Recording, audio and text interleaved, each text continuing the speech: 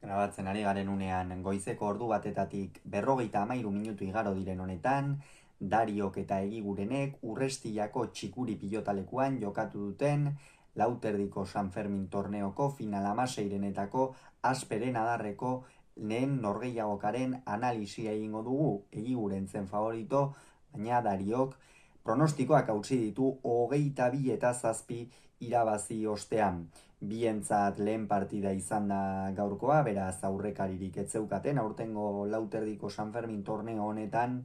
eta egia esan Dariok erakutsi duen nagusitasuna ikeragarria izan da. Fedea bazen,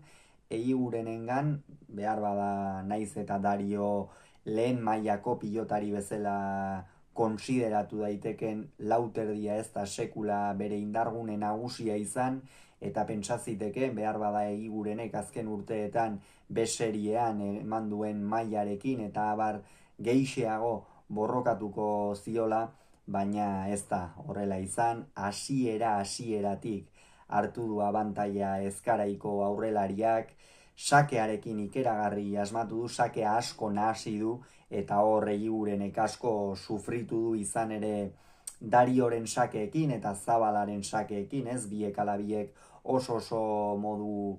berdintsuan sakatzen baitute, eta bien sakeekin hor pilotariarentzat edo aurkariarentzat beti zalantza sortu da non kokatu, ez? Txokora aterako dit, Zabalera aterako dit, nola aterako ote dit, eta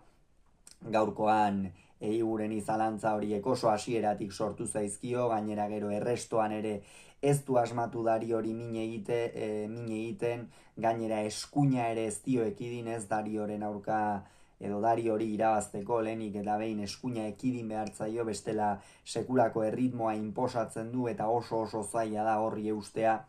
Egigurenek ez du hori egiten jakin, eta ondorioz 12-3 aurreratu da lehen etenaldira. Egia esan nagusitasuna ikeragarria izan da, Dariok lehengoan zalantza batzuk utzi zituen, egia da distantziak hartuta eta pilotarien maila kontuan hartuta oso partida ezberdinak zirela gaurkoa eta joan den astean Peio Etxeberria izan zuen aurkari, Lauterdiko egungo txapeldun ordea, eta horren ondorioz noski normalena zen Dariok galtzea partida hori.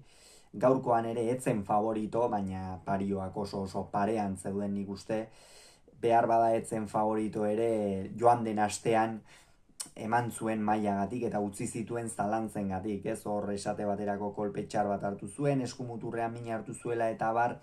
zalantza hori guztiak ala ere nahiko hasieratik usatu ditu, eta partida handia atera du gaurkoan Dariok, ofizio handikoa, eta Egigureni ez dio esan bezala abagune txikiena ere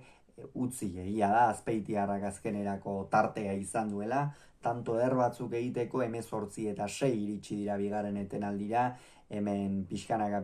Egiguren bera ere nekatzen ari zen, jada mentalki jaisten, eta Dario berriz zeruan zen oso ongi jokatzen, gainera defentsan ere ez dio askotan inposatu, ez du askotan behartu Egigurenek Dario defentsan, baina behartu duenetan ere Dariok bere hanka urrezko zango horiek erakutsi ditu. Egia esan sekulako gaitasuna dauka, batzuetan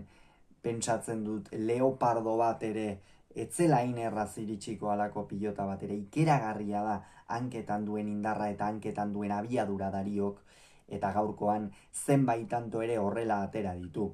Eta Julenek berriz ez dauzka doai horiek, defensa handiko pilotaria da, baina Dari hori irabazteko defentsan ongi aritzea baino zerbait gehiago ere egin behar da, eta gaurkoan ez du Azpeitiarrak hori lortzerik izan. Azkenerako 22-7 amaitu da partida, oso aurkezpen ona egin du Dariok Lauterdiko San Fermin torneo honetan, ez da dakizuen bezala hautagaien artean sartuko, baina alako partida batek ziur indarra emango diola. Urrengo partida Javi Zabalaren aurka izango du Eibarko astelena, ez seguran jokatuko dute hauek, hilaren 24ean, San Juan egunez, eta Egigurenek agur esan dio txabelketari, eta bestalde jakin Etxarri Aranatzen ere jaialdia izan dela, bertan Agirrek eta Bakaikoak jokatu dute lehen partida, Bakaikoak 22 eta 20 irabazi du, bigarren partida Ataundarren artekoa izan da, Zubizarreta eta Senarren artekoa, bertan Iraitz Zubizarreta zen favorito eta ez du hutsik egin, lehen partidan pronostikoak hautsi ditu Bakaikoak, naiz eta parioak oso parean zeuden, bigarrenean berriz Zubizarretak aixa menderatu du Beñat Senar lagun eta herritarra, eta horren ondorioz igandean, partida horren analisia ere hemen kirolunean izango duzuen oski, Zaldibarren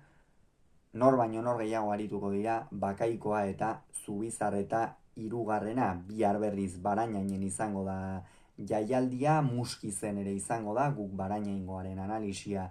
egingo dugu, Muskizen Jaka eta Larrazabal izango dira nor baino nor gehiago, hori da final 8 dagokiena izango da, final 8 dagokiena ere izango da, Asperen Adarreko Elordi eta Salaberria partida hori. Beraz, ea zer gertatzen den, Dariok sekulako aurkezpena egin du, San Fermin torneoan aurrerantzean ikusiko da.